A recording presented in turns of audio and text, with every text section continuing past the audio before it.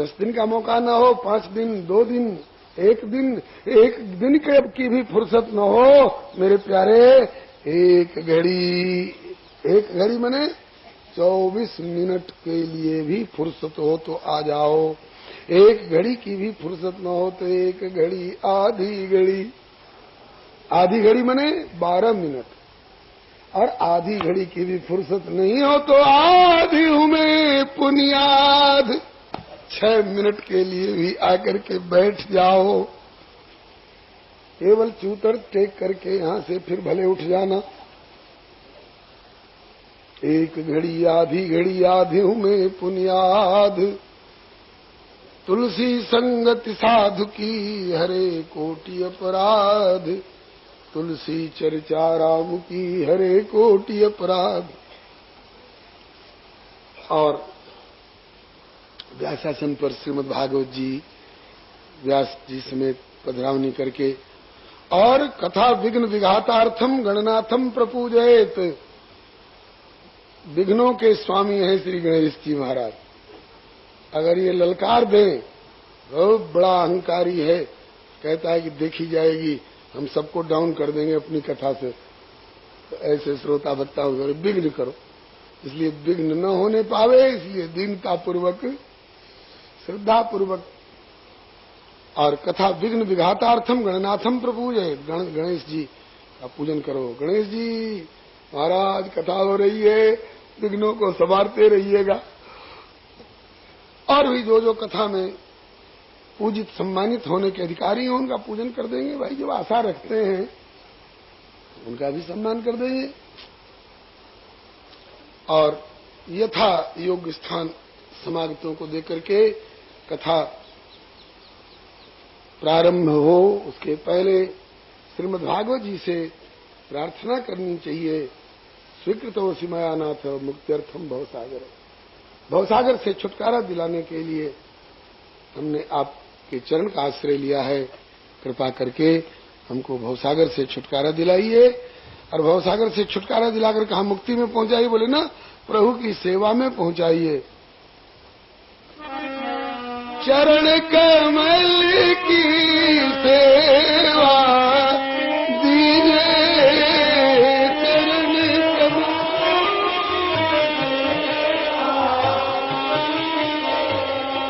चरण कमल की सेवा दीजिए प्रभु।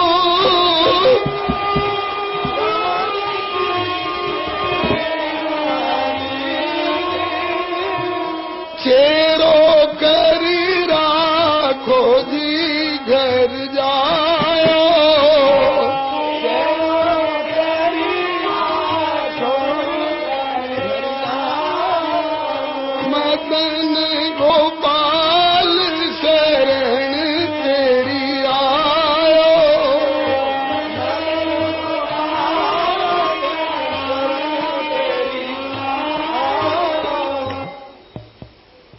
मुक्त्यर्थम का तात्पर्य संसारी झंझट से छूट करके और चरण कमल की सेवा दीजिए। आपके चरणों की सेवा में भागवत का ये फल है।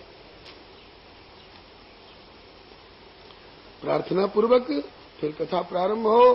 कथा के बीच बीच में प्रसंगों के अनुसार नमः शब्द और जय जय शब्द का प्रयोग होना चाहिए।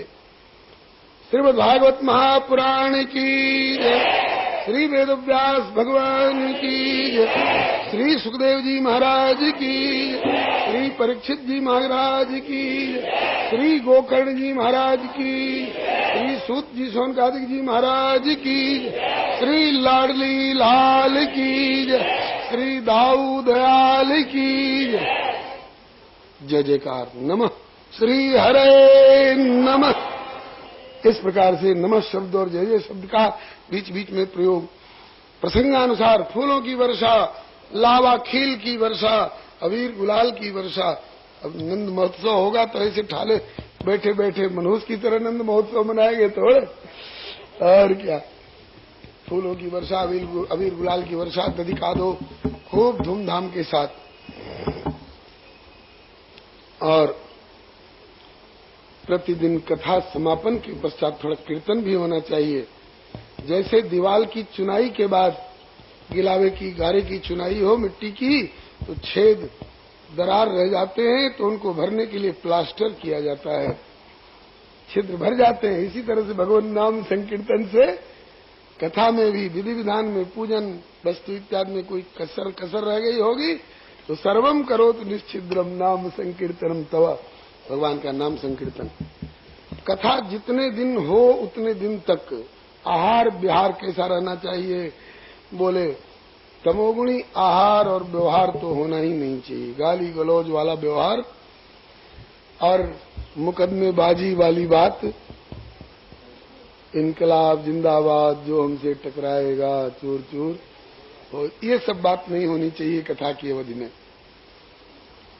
शांतिपूर्ण सात्विक आहार और सात्विक व्यवहार। भरसक तो उपवास करके कथा सुनिए। उपवास करके कथा सुनने की क्षमता न हो तो दूध दही से गुजारा करिए। दूध दही से काम न चले तो फल फूल से गुजारा करिए। फल फूल से भी गुजारा न हो तो एक बार अन्न भी खा सकते हैं। 24 घंटे में एक बार अन्न भी खा सकते हैं। और एक बार खाने से भी काम न चले, डॉक्टरों ने कह दिया है गैस्ट्रिक रोगी हो, हर 2-3 घंटे पर कुछ नहीं डाल दोगे तो गैस हो जाएगी, हार्ट अटैक हो जाएगा, ब्लड प्रेशर लो हो जाएगा, तो 2 बार भी खाया जा सकता है। आप कहेंगे कि जो 2 बार खा करके भी कथा सुनी जा सकती है तो उपवास की बात क्यों कही, फलाहार की बात क्यों कही? कहा इसलिए कि मलमूत्र जयार्थम ही लघ्वाहार सुखावह। ज्यादा भर पेट अनाज वगैरह खा पी करके बैठेंगे तो टट्टी पेशाब के लिए बार बार उठ के जाना पड़ेगा, सबका ध्यान बटेगा, हम भी उतनी देर कथा नहीं सुन पाएंगे, अफरा होगा। और ज्यादा खा के बैठने से झुकनी तो आएगी ही, नींद में आ जाएंगे तब क्या कथा सुनेंगे? और कोई नींद में आ जाता है, बगल वाला कहता है तो ऐसे कहते हैं कि क्यों छेड़ते, हम कोई सो रहे हैं थोड़े, हम तो समाधि का आनंद ले रहे। हाँ, कोई ऐसे भी होते, तो बीच बीच में जयकार होती है ना, वृंदावन बिहारी लाल, तो अचानक चौंक के जगते, क्या हुआ? अरे राम राम। तो ज्यादा भोजन करके बैठने से नींद भी आती है, तो निद्रा का, मलमूत्र त्याग का बार बार उठना बैठना, इसको हटाने के लिए झंझट लघ्वाहार सुखावह। कहते हैं कि भोजनम तो वरम मन्ये यदि श्रवण कारकम, यदि भोजन करके कथा सुनी जा सके सुविधा पूर्वक तो भोजन ही श्रेष्ठ है। नोपवास वर प्रोक्त, उपवास न वर प्रोक्त, कथा विघ्न करो, यदि कथा में विघ्न डालने वाला हो जाए तो वह उपवास प्रशंसनीय नहीं है। हिम्मत करके, और कहा कि हम तो केवल पानी पी के 7 दिन कथा सुनेंगे, तो 3 दिन तक तो झेल ले गए, चौथे दिन अब नाड़ी डाउन हो गई और गिर पड़े। क्या हुआ? अरे क्या के साहब चक्कर आ गया, चलो तब यहाँ तो इलाज होगा नहीं, चलो सेवा आश्रम ले चलो। तो सेवा आश्रम में बैठे कितनी कथा सुन लोगे?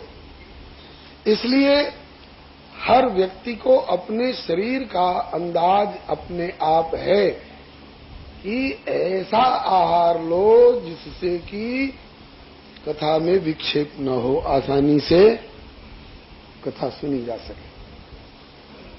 कथा श्रवण के बाद कीर्तन रोज, और कीर्तन के साथ साथ समागतों को कुछ प्रसाद वितरण तुलसी इत्यादि का। तो तुलसी वाली बात कह देंगे तो आप लोग दावा कर दीजिएगा कि तब तो तुलसी व्यास गद्दी से देनी पड़ेगी, और धक्का के मारे हम तुलसी बांटना छोड़ चुके हैं, क्योंकि कई जगह लोगों ने कलश गिरा दिया है धक्का के मारे, और खंबा लगता है कि युद्ध कर रहे हैं। इसलिए व्यास गद्दी से कथा के अलावा कुछ भी बांटना छोड़ दिए हैं। और आप लोग जरूरी समझेंगे तो इस मंच के उस कोने से तुलसी बांटी जा सकती है, लेकिन तुलसी चढ़ाइएगा तब न बांटेंगे।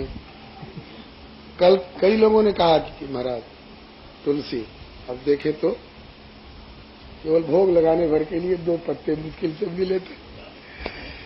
श्री हरे। आइए, इसके बाद जब 7वें दिन कथा का विश्राम हो तो श्रीमद् भागवत जी का पूजन, व्यास पूजन, समागत संत महान भावों का भी पूजन। हाँ, और ये वर्णम पंच विप्राणाम, 5 ब्राह्मणों का वर्ण, ये भी विधान है। कोई विष्णु सहस्त्र नाम का पाठ कर रहे हैं, कोई द्वादशाक्षर का जप कर रहे हैं, कोई महामंत्र का जप कर रहे हैं। और फिर इसके बाद यदि प्रमुख श्रोता गृहस्थ हो तो हवन करें, द्वादशाक्षर से करें, श्रीमद् भागवत के श्लोकों से करें, पूरा नहीं तो दशम स्कंद के श्लोकों से, उतना भी नहीं तो रास पंचाध्यायी के श्लोकों से, उतना भी नहीं तो गोपिका गीत के श्लोकों से, जितना जिनसे बन पड़े। और अगर हवन करने की सामर्थ्य नहीं हो तो किसी ऐसे ब्राह्मण के यहाँ हवन की इतनी ही सी सामग्री पहुंचा दीजिए जिनके यहाँ रोज हवन होता हो। और यदि श्रोता विरक्त हो तो गीता वाच्या परे होनी, अगले दिन गीता का पाठ कर लेंगे, बस वही उनका हवन हो गया। इस प्रकार से श्री सनकादिक जी नारद जी को श्रीमद् भागवत कथा श्रवण की विधि बतला ही रहे थे।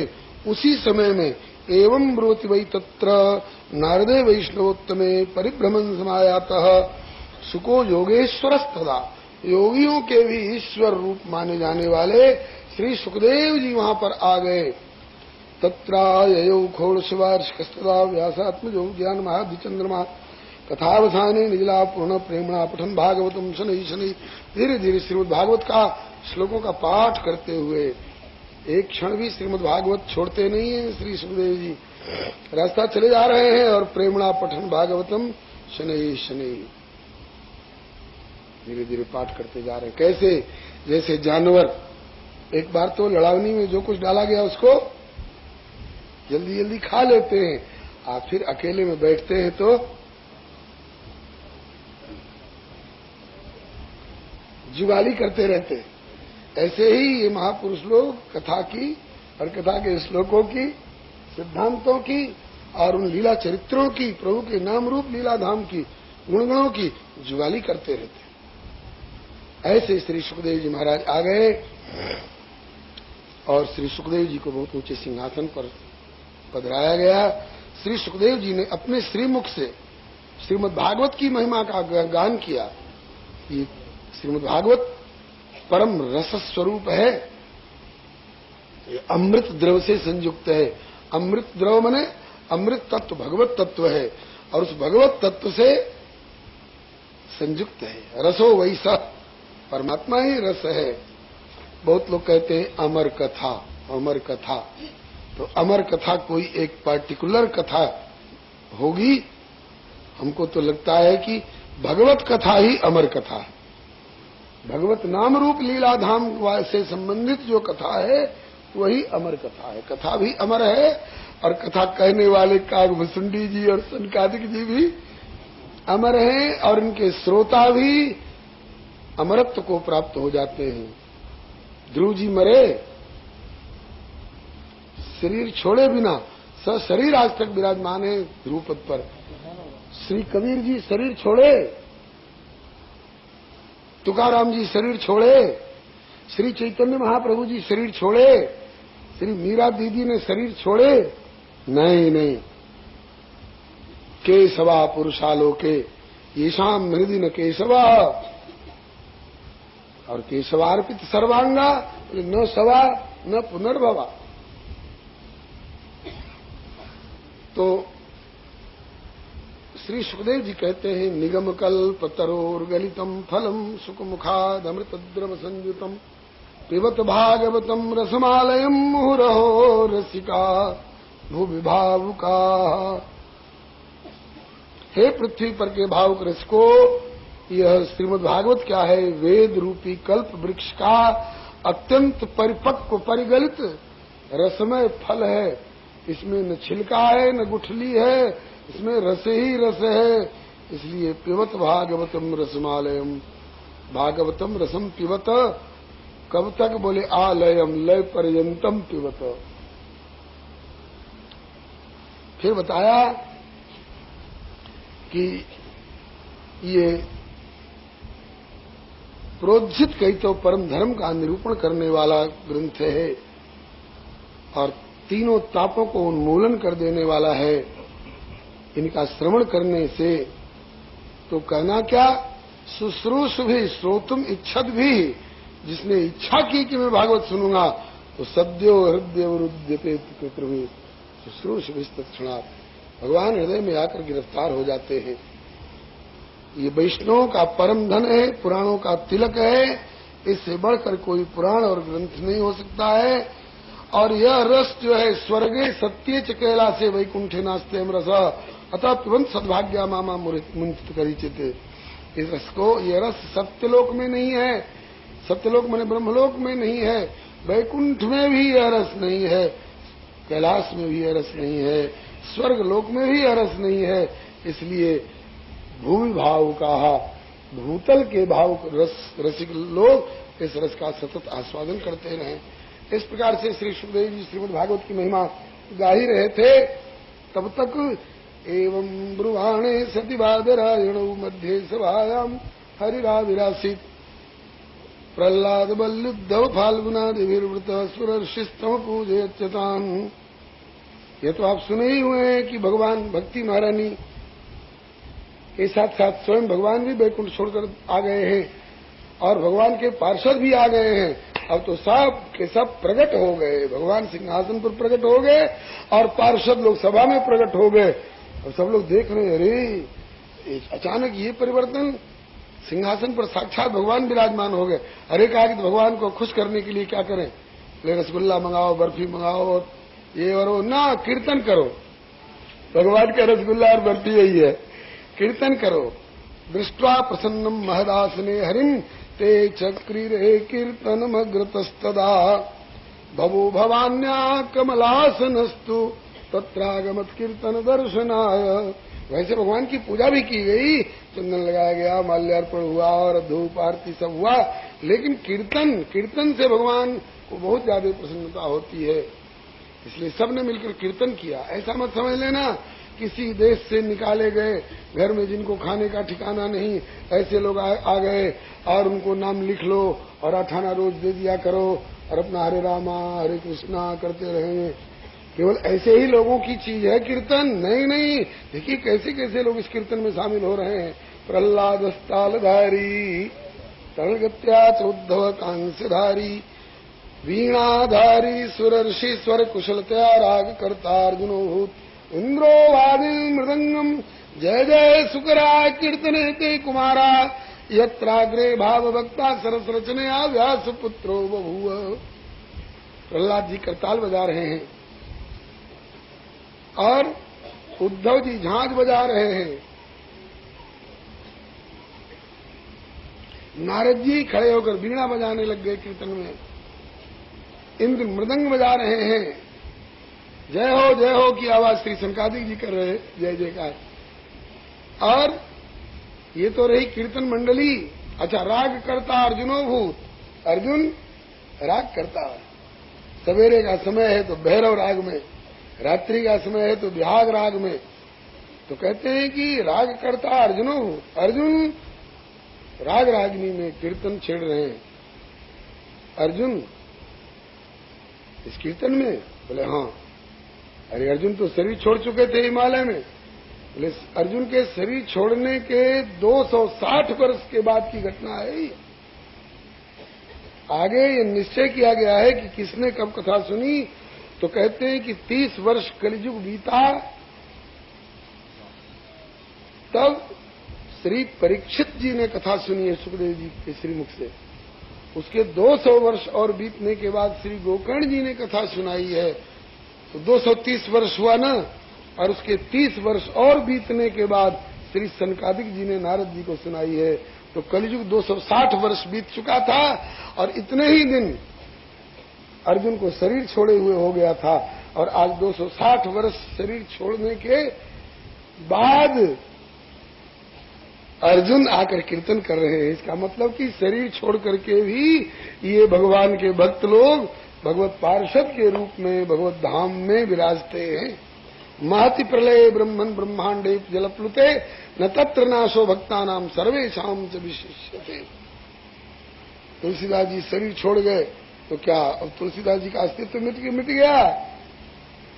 आज भी श्री तुलसीदास जी को उस भाव भक्ति से स्मरण कोई करे तो जैसे इसी श्री वृंदावन में श्री जमुना जी की धारा में से प्रकट होकर के श्री हरिवंश गोस्वामी जी के निर्देशन से, श्री हरिवंश गोस्वामी जी के निर्देशन से श्री हरिराम व्यास जी ने कबीर जी की प्रार्थना की तो जमुना जी की धारा में से प्रकट होकर के श्री कबीर जी ने दर्शन दिए थे। ये भक्तों की सदा स्थिति बनी रहती है भगवत धाम में। अरे यहां से अंतर्धान हो गए, धाम में जाके भगवान के साथ में विहार कर रहे हैं। अपने यहां वैष्णवी परंपरा में किसी महापुरुष का शरीर छोड़ता है तो उसको मरना नहीं कहा जाता है, उसको सीएपी मिलन महोत्सव कहा जाता है। अपने धाम का परिकर भेजा गया था भूतल पर कुछ पाठ अदा करने के लिए, पाठ अदा कर लिया, फिर अपने घर में आ गया। श्री हरे नमः। अर्जुन के राग अलाप रहे हैं और ये तो रही कीर्तन मंडली। और इस कीर्तन मंडली के मुखिया कौन होंगे? बोले यत्राग्रे भाव वक्ता सरसरसने व्यास पुत्रो बभूव। व्यास नंदन श्री सुखदेव जी इस कीर्तन मंडली के मुखिया हैं। और ननर्त मध्य त्रिकमेव तत्र भक्त्याधिकानाम नटवत्तेजसाम। भक्ति ज्ञान वैराग्य भी पुनः प्रकट हो गए सबके सामने। और उस सभा में मीराबाई की तरह, चैतन्य महाप्रभु जी की तरह, सुतीक्ष्ण जी की तरह उन्मत्त नृत्य करके और कीर्तन कर रहे हैं। उस अलौकिक कीर्तन को देख करके भगवान प्रसन्न हुए। बोले कि भक्तों, तुम्हारे कथा और कीर्तन से मैं बहुत प्रसन्न हूं, तुम्हारी जो इच्छा हो सो वर मांगो। और उन्हें जो भी वर मांगा हो, नारद जी ने तो यही मांगा कि हे प्रभु, आज जिस तरह से आपने इस कथा और कीर्तन में कृपा और आनंद की वृष्टि की है, इसी तरह से आगे भी आपके भक्तजन जहां कहीं भी इकट्ठे होकर के कथा और कीर्तन का आयोजन करें, वहां भी ऐसे ही कृपा की और आनंद की वर्षा किया करना। आगे वालों का रास्ता साफ किया, आगे वास्तव के लिए आरक्षण करा दिया। बोलो भक्तवत्सल भगवान की, श्री नारद बाबा की जय। अब आगे श्री ऐसा भगवान एवमस्तु कह करके अंतर्धान हो गए। और उसके बाद श्री शौनक जी पूछते हैं, श्री सुखदेव जी ने कब कथा सुनाई थी? बोले कि कलयुग 30 वर्ष बीत चुका था, तो भाद्रपद महीने की शुक्ला नवमी से श्री सुखदेव जी ने कथा प्रारंभ की थी। इसके परीक्षित श्रवणांते च कलौ वर्ष शतद्वय 200 वर्ष और बीतने के बाद आषाढ़ मास की शुक्ला नवमी से श्री गोकर्ण जी ने कथा प्रारंभ की थी धुंधकारी के उद्धारार्थ। और उसके भी तस्मादपि कलौ प्राप्ते 63 वर्ष गते सती 30 वर्ष और बीतने पर श्री सनकादिक कुमारों ने नारद जी की जिज्ञासा पर भक्ति ज्ञान वैराग्य की तुष्टि पुष्टि प्रतिष्ठा एवं जीवों के कल्याणार्थ कार्तिक महीना की शुक्ला नवमी से कथा सुनाई थी। अब आगे कहते हैं कि यमराज जी देखते हैं अपने दूतों को कि हमारे दूत हाथ में फांसी और मुदगर लेकर जा रहे हैं। बुलाते हैं, इधर आओ, कहाँ जा रहे हो? बोले फलाने गांव में फलाने पापी का शरीर छूटने वाला है, उसकी आत्मा को लाएंगे और आपके यहाँ उसका इलाज किया जाएगा। यत्र दंडेन शुद्धति, पाप का इलाज दंडेन शुद्धति। यमराज जी कहते हैं कि देखो, ऐसे ही सीधे धड़ल्ले से मत पहुंच जाना उसके पास में। चंडू खाने में बैठा हो तो जरूर जा सकते हो, ताश खेल रहा हो तो वहां जा सकते हो, दुनियादारी में इधर उधर भटक रहा हो तो उसके पास जा सकते हो। और कितना भी बड़ा पापी हो, अगर कथा हो रही हो और कहीं वह भी जाकर उस कथा मंडप में बैठ गया हो तो परिहर भगवत कथा सुमत्तान स्वपुरुषमपि विक्षिपास हस्तम बदत यमा किल तस्य कर्ण मूले परिहर भगवत कथा सुमत्तान प्रभुरामन्यनृणाम न वैष्णवानाम परिहर मधुसूदन प्रपन्नान प्रभुरामन्यनृणाम न वैष्णवानाम। महाराज पापी भी हो, जिंदगी भर पापी पाप किया हो और आज अचानक जाके कथा में बैठ गया हो, बोले इससे क्या? कथा में बैठ गया हो और उस समय अगर उसका अंतिम समय आया हो तो तुम लोग उसके पास नहीं जा सकते हो। कथा मंडप में जमराजों का क्या काम? दिगंबरों के गांव में धोबी की क्या जरूरत? अरे जिस गांव में दिगंबर लोग रहते हैं, कपड़ा पहनना ही नहीं जानते हैं, वहां धोबी का क्या काम है? और दर्जी का क्या काम है?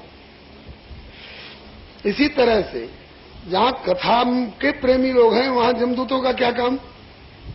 इसलिए परिहर भगवत कथा सुमत्तान प्रभु नृणाम न वैष्णवानाम, मैं और लोगों का शासक जरूर हूं, लेकिन वैष्णवों के ऊपर मेरा शासन नहीं है।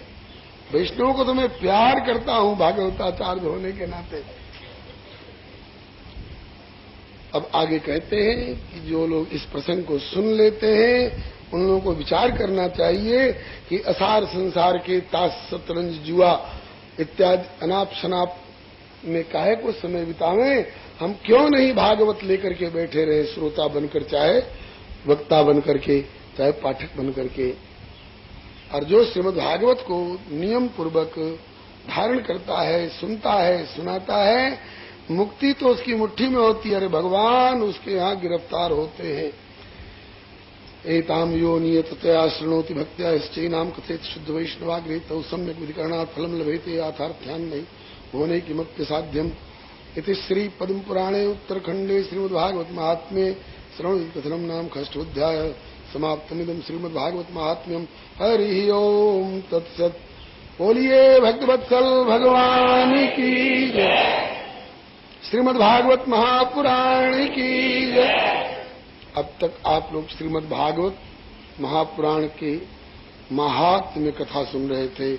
अब मूल कथा में आपका प्रवेश होने जा रहा है।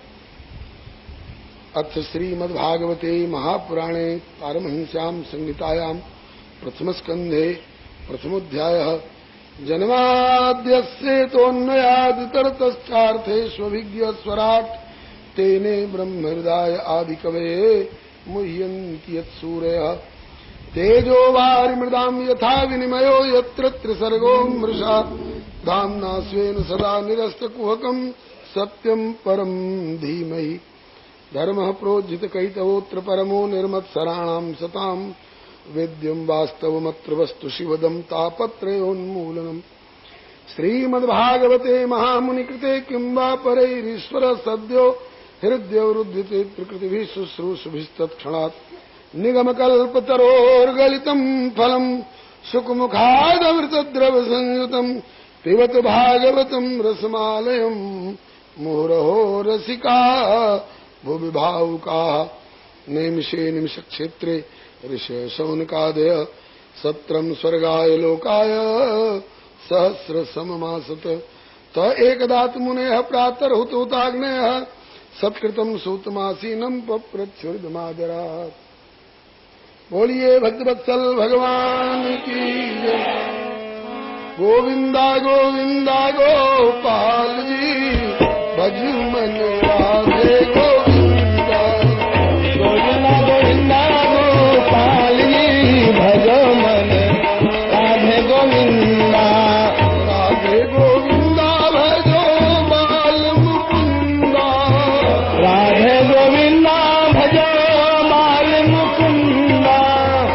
नंद जसोदा जी के लाल जी भज राधे गोविंदा। नंद जसोदा जी के लाल जी भज मन राधे गोविंदा।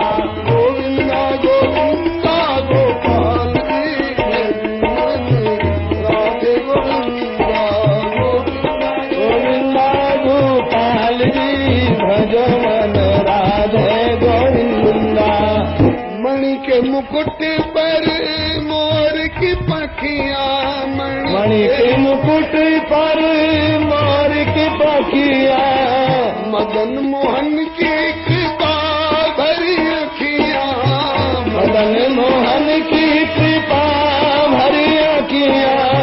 चितवत करत निहाल जी भज मन राधे गोविंदा। चितवत करत निहाल जी भज मन राधे गोविंदा। गोविंदा गोविंदा गोपाल जी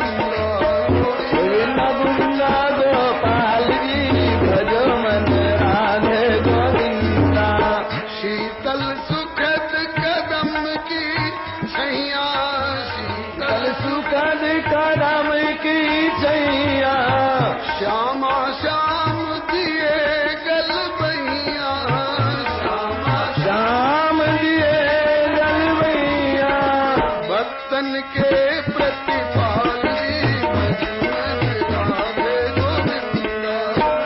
भक्तन के प्रतिपाली भजन राधे गोविंदा। तीनों के नाथ दयाल जी भजन राधे गोविंदा। के नाथ दयाल जी भजन राधे।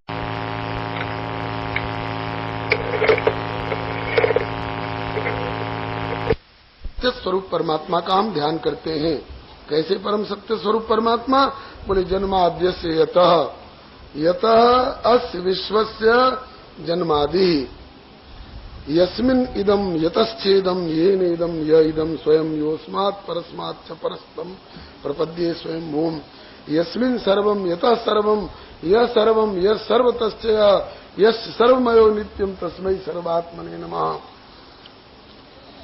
जन्माद्यस्य यतः अस्य विश्वस्य जन्मादि, जहां से इस विश्व का प्रादुर्भाव, आदि कहने में, जन्म कहने में प्रादुर्भाव और आदि कहने में पालन संचालन एवं व्यवस्था और सारी संहार इत्यादि सारी क्रियाएं, जिसको कल आप लोगों ने सुना विश्वोत्पत्त्यादि हेतुवे, विश्व की उत्पत्ति इत्यादि के एकमात्र हेतु जो निमित्त कारण भी है, उपादान कारण भी है, ऐसे परम सत्य स्वरूप परमात्मा का हम ध्यान करते हैं। और जो अन्वय भाव से सब में अनुगत भी हैं और व्यतिरेक भाव से सबसे परे भी हैं, ऐसे परमात्मा का, परम सत्य स्वरूप परमात्मा का हम ध्यान करते हैं। अन्वय भाव से सब में अनुगत भी हैं, समाये हुए भी हैं, और व्यतिरेक भाव से जो सबसे परे भी साबित होते हैं, ऐसे परम सत्य स्वरूप परमात्मा का हम ध्यान करते हैं। सर्वरहित और फिर भी सब उर्पुरवासी, सदा सर्वगत सर्व उरालय, बसस सदा हम कहूं परिपालय। इस समय आपसे पूछा जाए, हे वृंदावन वासियों, इस समय सूर्य नारायण कहाँ हैं, तो आप लोग कहाँ बताइएगा? वृंदावन में बताइएगा ना। और इसी समय टेलीफोन करके, हेलो कलकत्ता वालों, इस समय 10:30 बज रहे हैं, इस समय सूर्य नारायण कहाँ हैं, तो कलकत्ता वाले वृंदावन में बताएंगे? कलकत्ता वाले कहेंगे कि ठीक कलकत्ता के सामने। और इसी समय ट्रंक कॉल करके पश्चिम के बंबई वालों से पूछे, हेलो बंबई वालों, 10:30 बज रहे हैं, इस समय सूर्य नारायण कहाँ हैं, तो बंबई वाले कहाँ बताएंगे? बंबई में बताएंगे। तो एक ही सूर्य एक ही समय में कलकत्ता में भी है, वृंदावन में भी है, बंबई में भी है। और वृंदावन वाले लोगों से भी पूछिए, हेलो बंसी बट वालों, इस समय सूर्य नारायण कहाँ हैं, तो कहाँ बताएंगे? किशोरपुरा में बताएंगे कि छठीकरा रोड पर बताएंगे? वो कहेंगे कि बंसी बट में। और विद्यापीठ वालों से पूछिए तो कहाँ बताएंगे? विद्यापीठ। और सराफा बाजार वालों से पूछिए तो सराफा बाजार बताए। हर नगर में है, हर मोहल्ले में है। और एक मोहल्ले के हर आंगन वालों से पूछिए कि किसके आंगन में इस समय सूर्य है, तो क्या बताएंगे लोग? हमारे आंगन में है। और एक आंगन के 50 बर्तन में पानी भर दीजिए और हर बर्तन के साथ एक एक आदमी लगा दीजिए और पूछिए, हेलो बर्तन वालों, किसके बर्तन में सूर्य नारायण है? तो हर व्यक्ति कहेंगे कि हमारे बर्तन में सूर्य है। अच्छा, इसका मतलब कि वो सब में है, सबके साथ हैं। बोले हाँ, जब आपके इतने नजदीक हैं कि आपके शहर में भी हैं, आपके मोहल्ले में भी हैं, आपके आंगन में भी हैं, आपके थाल में भी हैं, तो जरा उनको पकड़ के लाइए हमारे सामने, जरा खड़ा करिए, हम भी उनको नजदीक से देखना चाहते हैं। तब क्या कहिएगा? वो तो हमसे इतने दूर है कि हम उनको छू नहीं सकते, पकड़ना तो दूर। इसी तरह से अन्वय भाव से वो सब में अनुगत भी हैं और व्यतिरेक भाव से सबसे परे भी। ऐसे परम सत्य स्वरूप परमात्मा का हम ध्यान करते हैं। अर्थे स्वभिज्ञ, समस्त अर्थों के एकमात्र ज्ञाता है वो। हमें तो आज दिल्ली में क्या घटना घटी, इसके लिए रेडियो ट्रांजिस्टर का सहारा लेना पड़ता है ना, समाचार पत्रों का सहारा लेना पड़ता है, टेलीप्रिंटरों का सहारा लेना पड़ता है।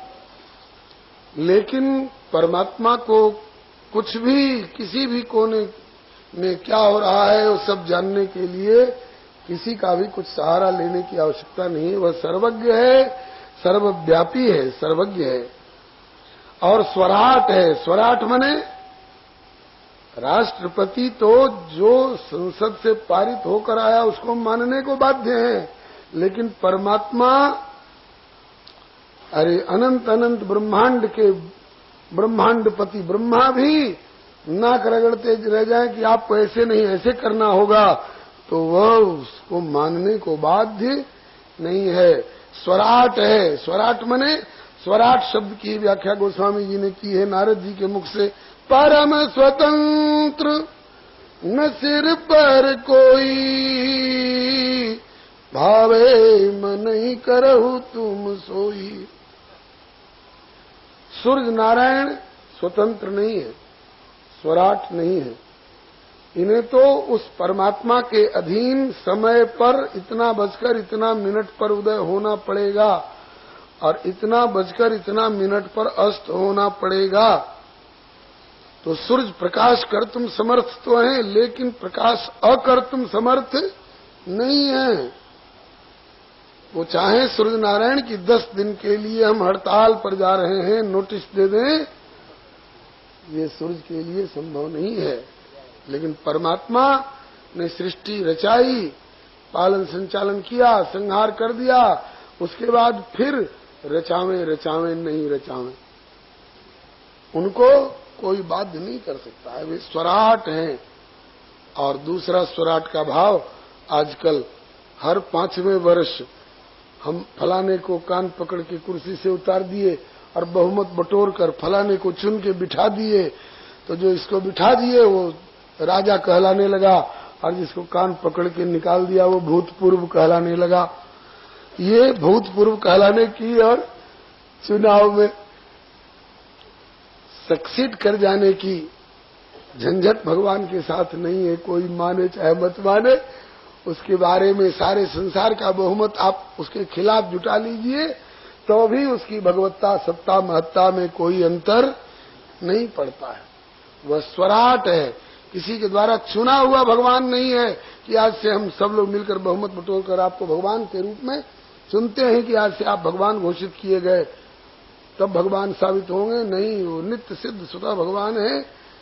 और मुह्यंत यत् सूर्य, जिसके संबंध में बड़े बड़े सूर्य माने विद्वान ज्ञानी लोग भी मोह में पड़े रहते हैं। वह क्या है, कैसा है, कब से है, कहाँ से है, कहाँ तक है, कितना है, इसके संबंध में कोई आकलन आज तक न कर सका है, न कोई कर सकेगा। हिमालय की सबसे ऊंची चोटी एवरेस्ट, उसकी ऊंचाई तेनसिंग बता सकते हैं। वेस्ट इंडीज का पता वास्को डिगामा और कोलंबस बता सकते हैं, लेकिन आकाश कहाँ से प्रारंभ हुआ है और आकाश का अंतिम छोर कहाँ है, कोई बता सका है? कोई बता सकेगा? नहीं। ये तो एक ब्रह्मांड के भीतर के आकाश की बात रही। ऐसे ऐसे कोटि कोटि ब्रह्मांड जिनके रोम रोम में लगे हुए होते हैं अंगूर के गुच्छे की तरह, उनका माप तौल, उनका आदि, उनका अंत, उनका ओर, उनका छोर कौन बता सकता है? वह अनादि है, वह अनंत है, वह अओर है, वह अछोर है। उनका अथ नहीं है और उनकी इति नहीं। मुह्यंत यत् सूरयः। अगर कोई कहता है कि मैंने उसको पूरा पूरा जान लिया, तो श्रुति भगवती कहती है कि तुमसे बड़ा मूर्ख दुनिया में कोई नहीं। अरे जिसको आज तक कोई नहीं जान सका, तुमने कैसे दावा कर दिया कि मैंने उसको जान लिया और पूरा पूरा जान लिया? जो असीम है, जो अनंत है, उसका अंत नहीं जानना ही उसको सही रूप में जानना है। यस्या मतम तस्य मतम, मतम यस्य न वेद स। श्रुति भगवती कहती है, जिसने उसके बारे में अपना मत दिया कि मैंने उसको जान लिया, यहां से शुरू हुआ है और वहां तक है, फलानी तारीख से उसकी शुरुआत हुई और फलानी तारीख में उसका खात्मा हो जाएगा, तो कहते हैं कि मूर्ख तू बिल्कुल नहीं जानता है। तो उसी तरह से अपना विचार दे रहा है, जैसे किसी कुआं में पड़े हुए एक मेढक से पूछा गया संसार कितना बड़ा है, तो उसने अपना दोनों पांव फैलाया और दोनों हाथ फैलाया, इतना बड़ा। अरे मूर्ख, उससे बड़ा तो तेरा कुआं है जिसमें तू रह रहा है। और ऐसे ऐसे कितने कुआं जिस पृथ्वी में, और ऐसी ऐसी कितनी पृथ्वी जिस आकाश में लटकी डोले, उसका तू क्या था बताएगा। सबसे कम उड़ने वाला मच्छर और सबसे अधिक उड़ने वाले गरुड़ जी, आज तक न मच्छर बता सका है न गरुड़ जी बता सके आकाश का और छोर। काकभुसुंडी जी कहते हैं कि तुम ही आदि, हे गरुड़ जी तुम ही आदि खग मसक प्रजंता, नभ उड़ाही नहीं पावही अंता, तिमि रघुपति महिमा अवगाहा, तात कबहू को पाव की था। उसकी था नहीं पाई जा सकती है। स्वामी श्री विवेकानंद जी से भारत की दक्षिणी यात्रा में किसी ने पूछा व्हाट इज गॉड, ईश्वर क्या है। उन्होंने बताया कि जितना हम जानते हैं वह, और जितना हम नहीं जानते हैं वह, समस्त का जो योग है वही ईश्वर है। तो जितना हम जानते हैं उसकी सीमा हो सकती है, और जितना हम नहीं जानते हैं उसकी कोई सीमा नहीं। वह असीम है, वह अनंत है, वह अनादि है, वह अनंत है। तो उसको कोई नहीं जान सकता। बोले कि जान सकता है। कौन जान सकता है। बोले सोई जाने दे देव जनाय, जिसे वह जना दे वह जान सकता है। नायमात्मा प्रवचने न लभ्य न मेधया न बहुना श्रुते न जमई वेश वृणते तेन लभ्य तस्सेष आत्मा विवृते तनुम स्वाम। जिसे वह जना दे वही जान सकता है, और जितना जनावे उतने ही अंश में जान सकता है। हाँ, हम लोग गा रहे हैं तो कैसे गा रहे हैं, जैसे दूगो दाना लेके चिंटियों दुकान छान ली। किसी चेटी ने 2-4 दाने पा लिए चीनी के चाहे चावल के, और उसने एक दुकान खोल दिया, कहा कि हम आढ़त की दुकान खोल रहे हैं। अरे राम, इसी तरह से हम लोग चीटी की आढ़त खोल रहे हैं। हम लोग उसके बारे में पूरा पूरा कहां जानते हैं। सबसे अधिक जानने और बताने वाले 7 व्यक्ति हैं। उनकी सूची 1 दोहे में दी है। शारद सरस्वती, शेष, महेश, विधि, आगम निगम पुराण। ये शुरू से गाते आ रहे हैं जब से इनका होश है, और अब तक गा रहे हैं, आगे भी गाते रहेंगे। लेकिन जितना गाए उसके बाद शाम को जब विचार करते हैं तो एक बार तो लगता है कि पूरा गा लिया, लेकिन फिर जब विचार करते कहते कि अभी तो उसके एक रोम के भीतर के, एक ब्रह्मांड के एक मोहल्ले का भी गायन नहीं हो पाया है। इसलिए न इति न इति न इति, माने हमने जितना गाया इतना ही नहीं है वह। शारद शेष महेश विधि आगम निगम पुराण, नेति नेति कही जास गुण करहि निरंतर गान। तो यत सूर्य अभिमुह्यंती, जिसके संबंध में बड़े बड़े ज्ञानी भी मोह में पड़े रहते हैं। और जानता कौन है, बोले जिसको वह जना दे। किसी को जनाया, बोले तेने ब्रह्म हृदय आदि कवे, जिन्होंने ब्रह्म हृदय में मोह में पड़े हुए ब्रह्मा को चतुश्लोकी भागवत के द्वारा अपनी माया के, इस पंचीकृत ब्रह्मांडात्मक जगत के, इसके कार्य रूप के और इसके कारण रूप के सारे रहस्य बताए थे, तब ब्रह्मा जान सके थे। वह भी थोड़ा सा जान सके थे। तेजो वारि मृदाम यथा विनिमयो यत्र त्रिसर्गो मृषा। इस पंचीकृत ब्रह्मांडात्मक जगत में आकाश, वायु, जल, अग्नि, पृथ्वी इत्यादि 5 महाभूत सब में अनुगत हैं एक दूसरे में। जल में भी अग्नि है, अग्नि में भी जल है, पृथ्वी में भी जल है, जल में भी पृथ्वी है, आकाश में भी वायु है, वायु में भी आकाश है। इस पंचीकृत ब्रह्मांड के भीतर ये त्रिगुणात्मक सृष्टि जो है, ये यद्यपि अब ये अमृषा जैसी लगती है मृषा, लेकिन अमृषा जैसी लगती है। क्यों? बोले यत् सत्वात् अमृषैव भाति सकलम। ये मृषा होते हुए भी जैसे स्वप्नगत संसार हमने सपने में सोने का मुकुट पहन लिया, राजा बन गए, राज सिंहासन पर बैठ गए। तो सपने का मुकुट और सपने का सिंहासन क्या सच्चा होगा? तो थोड़ी देर के लिए प्रकल्पित था। तो सपने वाला थोड़ा क्षणिक होता है, और यह संसार ये हमारा सपना नहीं है, ठाकुर का सपना है। तो इसमें थोड़ा स्थायित्व ज्यादा है, टिकाऊपन ज्यादा है। लेकिन ये भी जब वह संकल्प करेगा कि इसका प्रलय हो जाए तो सब जाने अपने अपने मूल कारण में विलीन हो जाएंगे। तो यत्र सर्गो मृषा धामना स्वेन सदा निरस्त कुहकम सत्यम परम धीमहि। जिनके निकट कभी माया जन्य मोह ममता अज्ञान रूप अंधकार जा ही नहीं सकता है, जिनके पास तमोगुण रजोगुण की कौन कहे, सत्वगुण भी जिनको कभी छू नहीं सकता है, ये प्राकृतिक 3 गुण जिनसे बहुत नीचे रह जाते हैं, ऐसे परम सत्य स्वरूप परमात्मा का हम ध्यान करते हैं। ये तो सृष्टि परक भी अर्थ किया जाता है, और अपने ब्रज मंडल के जो रसिक, ब्रज लीला के अनन्य रसिक उपासक महान भाव हैं, इसी में जन्माद्यस्य से कन्हैया जी के प्रादुर्भाव की भी लीला का वर्णन करते हैं। और वहां की छोरी यहां ले आओ और यहां का छोरा वहां पहुंचा दो, तो ये आदान प्रदान वाली लीला भी इसी श्लोक में। और तेजोवार मृदाम यथा विनिमयो, तेजोवार मृदाम इत्यादि में तेज में अग्निपान वाली लीला का वर्णन करते हैं, और वारी में इंद्र के ऊपर विजय प्राप्त करने वाली गोवर्धन धारण वाली लीला का भी वर्णन करते हैं। मृदाम में मृद भक्षण वाली लीला, तो कन्हैया जी ने मट्टी खाई थी, एकदा क्रीडमाना से रामाद्या गोपदार का कृष्णो मृदम भक्षितवान मात्रे निवेदन। ये समस्त लीलाओं का भी इस श्लोक में हमारे रसिकाचार्य महान भाव दर्शन करते हैं। विशेष करके गौड़ी वैष्णव दर्शन वाले महान भाव लोग, श्री विश्वनाथ चक्रवर्ती पाद इत्यादि महान भावों ने इसका लीला परक अर्थ भी किया है। वैसे संसार भी भगवान की एक लीला ही है, लीला वैभव ही है। श्री हरे नमः। अब दूसरे ये पहले श्लोक में बताया, ऐसे परम सत्य स्वरूप परमात्मा का हम ध्यान करते हैं। दूसरे श्लोक में श्रीमद् भागवत का प्रतिपाद्य विषय क्या है, हम श्रीमद् भागवत में क्या वर्णन कर रहे हैं, ये श्री वेदव्यास भगवान निरूपण करते हैं। गोस्वामी श्री तुलसीदास जी से पूछा गया, इतना विशाल ग्रंथ रामचरितमानस, जिसको मूल पाठ करने में भी लोगों को 9 दिन लगता है, नवाह पारायण करते हैं गा गा करके, व्याख्या में तो वर्षों का समय भी थोड़ा पड़ जाता है। इस सप्त सोपानात्मक विशाल कलेवर वाले रामचरितमानस कहलाने वाले ग्रंथ में आपने क्या लिखना चाहा है?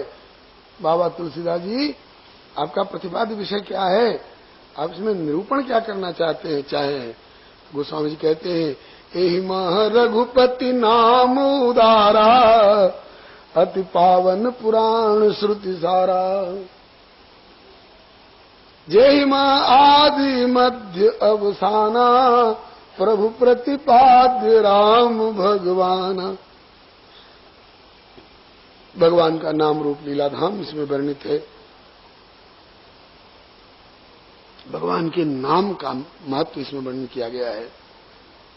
इसी तरह से श्री वेदव्यास जी से पूछा जाए कि आपके इस 18,000 श्लोक वाली परमहंस संहिता में, इस 12 स्कंधात्मक ग्रंथ में, इतने विशाल ग्रंथ में आपने क्या निरूपण करना चाहा है, आपका प्रतिपाद्य विषय क्या है? तो कहते हैं कि धर्म प्रोजित कहितवोत्र परमो निर्मत्सराणाम सताम, निर्मत्सर संतों के द्वारा भी पालन किया जाने लायक प्रोजित कहितो परम धर्म का निरूपण इसमें किया गया है। परम धर्म माने भागवत धर्म, परम धर्म माने भागवत धर्म, भागवत धर्म माने भगवान की भक्ति। जैसे पत्नी के प्रति धर्म, पति के प्रति धर्म, बच्चे के प्रति धर्म, बाप के प्रति धर्म, राजा के प्रति धर्म, प्रजा के प्रति धर्म, मित्र के प्रति धर्म, शत्रु के प्रति धर्म, ये सब व्यावहारिक लोक धर्म है। और परम धर्म बोले आत्मा का परमात्मा के प्रति धर्म। धर्म से सहज स्वभाव और कर्तव्य दोनों का बोध होता है। तो इसमें परम धर्म का निरूपण किया गया है। और परम धर्म भी कैसा परम धर्म बोले प्रोजित कहितव परम धर्म, जिसमें से फटकार करके और कैतव को निकाल बाहर कर दिया गया है। जैसे आपके खेत में से, खलिहान में से अनाज आता है, अनाज की राशि आती है, तो उसमें कुछ धूल कचरा भी होता है, उसमें कुछ गेहूं चना के डंठल भी होते हैं, उसमें कुछ मिट्टी की डलियां भी होती हैं। तो उसको क्या किया जाता है, उसको सूप से फटकार करके, झटकार करके, और कूड़ा कचरा, डली और मिट्टी और डंठल इत्यादि को बाहर के फेंक दिया जाता है और केवल खांटी माल सूप अपने भीतर रखता है। ऐसे ही कहा है, साधु ऐसा चाहिए जैसा सूप सुभाए, सार सार को गई रहे और थोथा दे उड़ा। ऐसे ही थोथा को उड़ा करके, और ग्रंथों में कुछ थोथा भी होगा, कुछ भूसी, डंठल, कंकड़ी भी हो सकती है, लेकिन श्रीमद् भागवत में फटक करके, बीन करके, चुन करके, बरा बरा करके, और खांटी माल है इसमें, खांटी माल है इसमें। भागवत धर्म प्रोज्झित कैतव, इसमें कपट का लेश नहीं है। कपट किसको कहते हैं? गुरुदेव बताया करते थे, पूज्य श्री भक्तमाली जी महाराज। श्री गुरुदेव भगवान की जय। कपट कहते हैं कि मन में कुछ और हो और वाणी से कुछ और कह रहे हो, इसका नाम कपट है। इसमें उदाहरण देते थे कि मन में तो है कि धन मिल जाए, पुत्र मिल जाए, पद मिल जाए, प्रतिष्ठा मिल जाए, स्वर्ग मिल जाए, हम इंद्र बन जाए, हम ब्रह्मा बन जाए। मन में तो ये है, वाणी से क्या कह रहे हैं? वो भी कहा भगवान के दरबार में क्या कह रहे हैं? बोले अर्थ न धर्म न काम रुचि। बताइए, भगवान के सामने झूठ बोल रहे हैं कि नहीं बोल रहे? जिस समय अर्थ न धर्म न काम रुचि गति न क्यों निर्वाण कह रहे हैं, और उसी समय 100 रुपया का नोट गिरा हुआ दिखाई पड़ जाए तो नियत डगमगा जाती है। नियत डगमगा जाती है कि सबकी आंख बचा करके हम ही जेब में धर लें। अरे 100 रुपया का नोट तो बहुत है जी, 58 54 गिरी हो तो 54 पर लोगों की नियत गड़बड़ा जाती है कि हम ही उठा के धर लें। जिनकी नियत 54 पर डगमगा रही है, और वो अगर भगवान से प्रार्थना कर रहे हैं कि अर्थ न धर्म न काम रुचि, तो झूठ बोल रहे हैं, कपट कर रहे हैं, भगवान से कपट कर रहे हैं। अगर मन में है तो साफ कहिए कि बल बुद्धि विद्या देहु मोहि हरहु कलेश विकार। अर्थ न धर्म न काम रुचि गति न चाहो निर्वाण कहने के अधिकारी कौन है? भरत जी हैं, हनुमान जी हैं, लक्ष्मण जी हैं, ब्रज की गोपियां हैं। निज सुख दुख गोपी ना करे विचार, कृष्ण सुख है तो करे सब व्यवहार। अपने सुख की कोई कामना नहीं, वासना नहीं, प्रभु प्रसन्न रहे, प्यारे सुखी रहे। तत्सुखैक तात्पर्यमयी सेवा द्वारा उनको रिझाया जाए। ऐसा व्यक्ति, ऐसा धर्म, उसी का नाम है प्रोज्झित कैतव परम धर्म। हम भागवत धर्म का पालन कर रहे हैं, हम सेवा कर रहे हैं, पूजा कर रहे हैं, कथा कर रहे हैं, कीर्तन कर रहे हैं, किस लिए? कि हमें पैसा मिले। तो हम प्रोज्झित कैतव परम धर्म का पालन नहीं कर रहे। यहां तक कि हम मुक्ति की इच्छा रखते हैं कि कथा कहने से हमको मुक्ति मिले, कथा कहने के बाद इसका फल रूप में हमको मुक्ति मिले, अथवा सुनने के बाद इसके बदले में मुक्ति मिले। तो श्री श्रीधर स्वामी जी कहते हैं कि मोक्ष पर्यंतम अपि कापट्यम, मोक्ष तक की भी भावना जो है भागवत धर्म में कपट मानी जाती है। मोक्ष चाहते हो और कहते हो कि हम भागवत धर्म का पालन कर रहे हैं। नहीं, मोक्ष की भी कामना का जिनने निरसन कर रखा है। अन्य अभिलाषिता शून्यम ज्ञान कर्माद्यनावृतम आनुकूल्यन कृष्णानुशीलनम भक्तिरुत्तमा। प्रहलाद जी से पूछा जाए क्या चाहते हो? बोले कुछ नहीं चाहते। कुछ मांगो? बोले नहीं मांगते। नहीं मांगते हो तो आज्ञा का उल्लंघन कर रहे हो, भगवान की आज्ञा का उल्लंघन हो रहा। कहते हैं कि तो उल्लंघन नहीं होने देंगे, मांगेंगे तो मांग। क्या मांगते हैं? बोले यही मांगते हैं कि अभी तो कुछ मांगने की इच्छा ही नहीं है, यही दीजिए कि आगे भी कुछ मांगने की इच्छा न हो। केवट, केवट है परम निष्काम, बहुत कीन प्रभु लखन सिय, लेकिन नहीं कछु केवट ले। जब कुछ नहीं लेना चाहेगा तब विदा कीन करुणायतन भक्ति विमल वर। भक्ति विमल मने प्रोज्जित कही तो परम धर्म, भक्ति विमल वर दे कहिए चाहे प्रोज्जित कही तो परम धर्म दे कहिए, एक ही बात। एक ही जगह दो व्यक्ति शरणागत हो रहे हैं, श्री हनुमान जी और श्री सुग्रीव जी। किष्किंधा की बात है, दोनों शरण में आए। को बोलो हनुमान, किस लिए आए? बोले आपकी शरण में आए हैं। तुम सुग्रीव? कहा कि हम भी आपकी शरण में आए। सुग्रीव किस लिए शरण में आए हो? कहा कि इसलिए कि हमारी खोई हुई पत्नी मिल जाए, इसलिए हम आपकी भक्ति करना शुरू किए हैं कि हमारी गई हुई राजधानी मिल जाए। बोले मिल जाएगी, लेकिन तुम सकाम भक्तों में आ गए।